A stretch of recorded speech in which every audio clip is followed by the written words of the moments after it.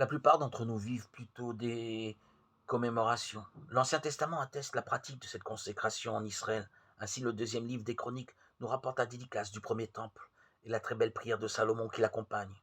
Le Seigneur déclare: Demeurez dans la nuée obscure, et maintenant, je t'ai construit, Seigneur, une maison. Écoute les supplications de ton serviteur et de ton peuple Israël lorsqu'ils prieront en ce lieu. Toi, depuis les cieux où tu habites, écoute et pardonne. 2 Chroniques 6, 1, 21. Plus tard, le judaïsme célébrera Hanouka, la fête qui commémore la purification du second temple après sa profanation par les païens et la dédicace du nouvel autel. 1 Michée 4, 36-59. Les chrétiens ont aussi adopté cette pratique avec des rituels différenciés, selon les aires géographiques lesquelles ont évolué dans le temps.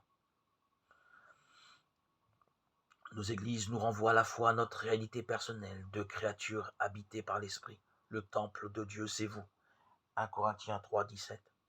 Et à notre réalité ecclésiale, une communauté désirée par lui, convoquée pour entendre sa parole et partager son pain.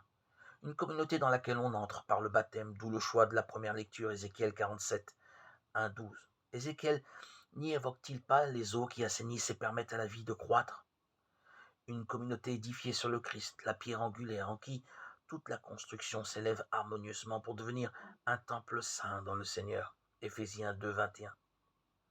Ce qui ne va pas sans un travail, pour que dans leur diversité, les pierres puissent s'ajuster les unes aux autres.